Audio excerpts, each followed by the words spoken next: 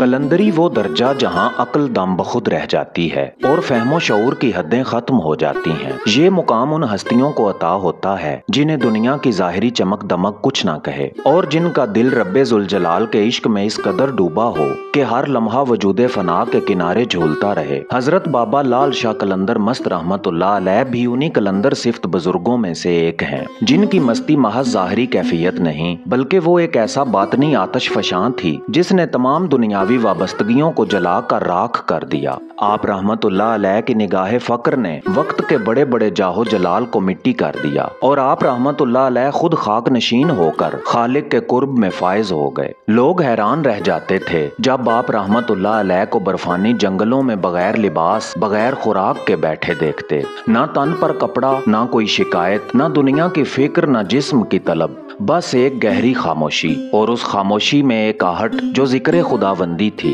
ये मुकाम आम इंसानों के सोचने का नहीं, ये वो दर्जा है जहाँ खुद पर भी पर्दा डाल दिया जाता है और सिर्फ महबूब की जात रह जाती है। हजरत कलंदर मस्त रहमतुल्लाह अलैह की मस्ती, उनके लबों की खामोशी, उनकी निगाह की गहराई और उनके वजूद की बेनियाजी सब गवाही देती थीं कि ये हस्ती उस दरबार से जुड़ी है जहाँ से इज़्ने फक्र अता होता है। कभी कभी कोई जायर, कोई दीवाना, कोई सच्चा साइल आप रहमतुल्लाह अलैह के करीब आता तो महसूस करता कि ये हस्ती तो हमारे जैसी नहीं, ये तो उन खासाने खुदा में से है जिन्हें हम सिर्फ सुन सकते हैं पर समझ नहीं सकते। हजरत बाबा लाल शाह कलंदर मस्त रहमतुल्लाह अलैह के मुताल्लिक रिवायात में आता है कि कई बरस तक वो जंगलात में यको तनहा बैठे रहे। शदीद बर्फबारी, हवाओं का शोर, जानवरों की आहट और रातों की तन्हाई कुछ भी आप रहमतुल्लाह अलैह के सुकून को मुतजलजल न कर सका। ये कैसे मुमकिन है? क्योंकि ये वो लम्हे थे जब बदन जमीन पर होता था मगर रूह अर्श के सफर में मसरूफ। यही वो कलंदराना शान थी जिसने अहले दुनिया को हैरत में डाला और अहले दिल को सुकून अता फरमाया। आज भी अगर कोई साहिबे दिल हजरत रहमतुल्लाह अलैह के मज़ार पर हाजिर हो तो वो हवा की वही ठंडक, वही खामोशी, वही अजीब सी लर्जश अपने दिल में महसूस करता है जैसे अभी भी बाबा जी रहमतुल्लाह अलैह मुराकिब हैं, मस्त हैं और रब्बे जुल जलाल की तजल्ली में गुम हैं। रूहानियत की राहों में कुछ ऐसे मुकामात आते हैं जहाँ अक्ल को खामोश कर देना पड़ता है, क्योंकि जो कुछ वहाँ होता है वो हिसाब से नहीं इश्क से होता है। हजरत बाबा लाल शाह कलंदर मस्त रहमतुल्लाह अलैह का वो आलम कि जब आप रहमतुल्लाह अलैह साल हा साल तक बेलिबास, बेखुराक और बेकलाम बर्फानी वीरानों में बैठे रहे, ये फकत हैरत अंगेज मजहर नहीं बल्कि इश्क इलाही का वो मुकाम है जहाँ फितरत के उसूल भी सर झुका देते हैं। आज के इंसान के लिए बर्फ में बगैर गर्म लिबास के चंद लम्हे गुजारना मुहाल है, मगर कलंदर का ये मुकाम कुछ और था। ना कपड़ा, ना लिहाफ, ना आग और फिर ना सर्दी का एहसास, ना बीमारी का साया, ना जिस्मानी कमजोरी। ये कैसा हाल था? यही वो मुकाम है जहाँ कुरानी हिकमत की एक अजीम मिसाल ज़हन को झंझोड़ती है। हजरत इब्राहीम अलैहिस्सलाम का वो लम्हा जब दुश्मनों ने आपको दहकते हुए अंगारों में डाल दिया। आग भड़क रही थी, शोले आसमान तक बुलंद थे, लेकिन ऐन उस वक्त अल्लाह का हुक्म आया, ऐ आग तू इब्राहीम पर ठंडी और सलामती वाली हो जा। आग जो जलाने के लिए बनी है वो भी अल्लाह के हुक्म पर सलामती बन गई, तो फिर क्या रब्बे जुल जलाल के वलियों के लिए बर्फ हरारत नहीं बन सकती? हजरत बाबा लाल शाह कलंदर मस्त रहमतुल्लाह अलैह के लिए बर्फ एक नरमी थी, वो सख्त जमीन उनके लिए मसनत थी और वो तन्हाई उनके लिए अर्श से जुड़ी एक मजलिस थी। ये महज बर्दाश्त नहीं थी, ये अल्लाह के साथ ऐसा ताल्लुक था जो जिस्म के तकाजों को पीछे छोड़ चुका था। यही वो मुकाम है जहाँ फक्र, कलंदरी और मस्ती एक हो जाते हैं। कलंदर का दिल सिर्फ रब का घर होता है और जब घर वाला घर में मौजूद हो, जब दिल में रब हो, तो दुनिया के किसी मौसम, किसी फाके, किसी तकलीफ की क्या हैसियत रह जाती है। बाबा जी लाल शाह कलंदर मस्त रहमतुल्लाह अलैह का बेलिबास रहना कोई जिस्मानी मजबूरी न थी, ये उनकी बेनियाजी की गवाही थी। दुनिया के मालो असबाब से ऐसा बेजार होना कि लिबास भी छोड़ देना, ये उस हकीकत का मजहर है जिसे औलिया तजरीद और तजाफी कहते हैं। यानी हर उस शय से पीछे हट जाना जो अल्लाह की राह में रुकावट बने। बाबा जी लाल शाह कलंदर मस्त रहमतुल्लाह अलैह का ये अमल चीख चीख कर कहता था, मुझे कुछ नहीं चाहिए, बस वही चाहिए जिसने सब कुछ बनाया है। और यही वो लम्हा होता है जहाँ कायनात झुक जाती है और अल्लाह अपने वली के लिए हालात को बदल देता है। जैसे हजरत इब्राहीम अलैहिस्सलाम के लिए आग ठंडी हो गई, वैसे ही हजरत बाबा जी लाल शाह कलंदर मस्त रहमतुल्लाह अलैह के लिए बर्फ नरम हो गई, सर्दी सुकून बन गई और दुनियावी तकाजे मिट गए। ये करामत कोई तमाशा नहीं थी, ये एक ऐलान था कि फकर अगर सच्चा हो तो वो दुनिया के निजाम को भी बदल देता है। दुनिया के ईवानों में रहने वाले अक्सर समझते हैं कि कुव्वत, इख्तियार और इख्तियार ही सब कुछ है, मगर जब वो किसी दरवेश की खामोशी के सामने आते हैं तो जान जाते हैं कि असल अजमत उस सजदे में है जिसे कोई देखता नहीं, मगर वो सब कुछ बदल देता है। ये कोई मामूली वाकया नहीं कि जनरल मोहम्मद अयूब खान, जो उस वक्त पाकिस्तान के ताकतवर तरीन सदर थे, अपनी सदारत, रोब और इख्तियार को छोड़कर खाक नशीन बेनियाज दरवेश हजरत बाबा लाल शाह कलंदर मस्त रहमतुल्लाह अलैह के दर पर आकर दस्त बस्ता खड़े हो गए।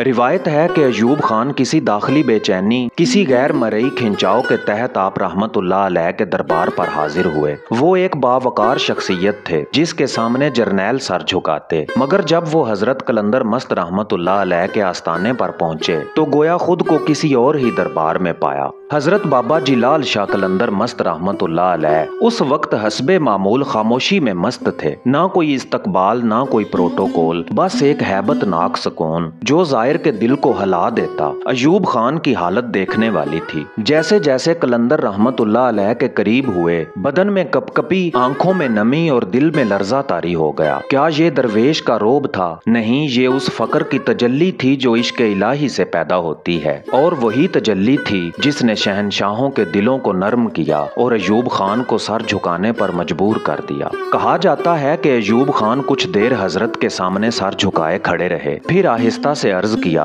बाबा जी मेरे दिल को सुकून नहीं मिलता। आप रहमतुल्लाह अलैह ने नजर उठाई, कोई लंबी नसीहत नहीं की, बस मुख्तसर जुमले में फरमाया, जब खुद को मिटा दोगे सुकून मिल जाएगा। ये जुमला सदर के दिल में तीर की तरह पैवस्त हो गया। दुनिया समझती है कि इक्तदार से सुकून आता है, मगर हजरत रहमतुल्लाह अलैह के जुमले ने बता दिया कि इक्तदार, ताकत और दौलत ये सब फरेब हैं। हकीकी सुकून उस फना में है जो इंसान को रब के करीब ले जाए। ये वाकया न सिर्फ बाबा जी रहमतुल्लाह अलैह की रूहानी अजमत को जाहिर करता है, बल्कि ये उस हकीकत की भी गवाही है कि जब बातन जगमगाता है तो जाहिर खुद ब खुद सरनगू हो जाता है। अयूब खान जैसे शख्स का आना किसी सियासी स्टंट या जाहिरी अकीदत का मजहर नहीं था। ये रब्बे जुल जलाल की तरफ से भेजी गई एक दलील थी कि कलंदर वही होता है जिसे तख्त वाले भी पहचान लें और उसके दर पर सजदा करके रूह को सुकून दे आए। दुनिया में कुछ सवाल ऐसे होते हैं जो दिल में उभरते हैं मगर जुबान तक नहीं आते। आंखों में हैरत होती है मगर लब खामोश, क्योंकि जिन बातों का ताल्लुक अकल से नहीं रूह से हो, वहाँ जुबान का काम बस खामोश रहना और सुनना होता है। हजरत बाबा लाल शाह कलंदर मस्त रहमतुल्लाह अलैह से मंसूब एक करामत ऐसी है जिसे सुनकर दिल रुक सा जाता है। दिमाग कहता है ये कैसे मुमकिन है, और दिल कहता है अगर कोई कर सकता है तो वो कलंदर ही हो सकता है। एक रोज आप रहमतुल्लाह अलैह के दरबार पर एक मुफलिस गमज़दा बाप हाजिर हुआ। उसकी गोद खाली हो चुकी थी, आंखों में आंसू, हाथों में इल्तजा और जुबान पर बस एक फिक्रा, बाबा जी मेरा बेटा मर गया है, बस एक बार उसे वापस कर दें। हजूम खामोश हो गया। किसी ने कहा ये गम में पागल हो गया है, किसी ने सर झुका लिया कि मौत के फैसले जमीन पर नहीं होते। लेकिन कलंदर रहमतुल्लाह अलैह खामोश बैठे थे, ना इनकार, ना हैरानी, ना कोई रस्मी दुआ, बस आंखें बंद की और आहिस्ता से फरमाया, जा तेरा बच्चा अभी मरा ही नहीं, वो अभी जिंदा है। ये जुमला सुनकर अगरचे कुछ लोग मुस्कुराए, किसी ने दिल ही दिल में कहा ये तो मस्ती है, शायद बाबा जी ख्वाब में हैं। मगर वो बाप जिसका दिल टूटा हुआ था, जब उसने ये अल्फाज सुने तो टूटा हुआ दिल एक नई उम्मीद से धड़कने लगा। वो दौड़ा, वापस अपने गांव गांव पहुंचा और क्या देखता है, वही बच्चा जिसे ना सांस थी ना हरकत अब बैठा है, हंस रहा है, माँ के हाथ से दूध पी रहा है। लोगों ने देखा तो कुछ ने सजदाए शुक्र अदा किया, कुछ खामोश हो गए और कुछ ने दिल ही दिल में कहा क्या ये मुमकिन है। यही वो लम्हा था जहाँ सवाल नहीं यकीन बोलता है। ऐसे मौका पर अक्ल कहती है ये साइंस के खिलाफ है, कानून फितरत से बाहर है, मगर दिल बताता है जिसने हजरत ईसा अलैहिस्सलाम को मुर्दों को जिंदा करने का इख्तियार दिया, जिसने हजरत इब्राहीम अलैहिस्सलाम के लिए आग को ठंडा किया, क्या वही रब्बे जुल जलाल अपने किसी बंदे को एक ऐसा लम्हा अता नहीं कर सकता। और यही फर्क है करामत और मोजजे में। मोजजा नबी के हाथ से जाहिर होता है, करामत वली के वसीले से रब की मर्जी जाहिर करती है। हजरत बाबा लाल शाह कलंदर मस्त रहमतुल्लाह अलैह वो हस्ती थे जो फना में जिंदा थे,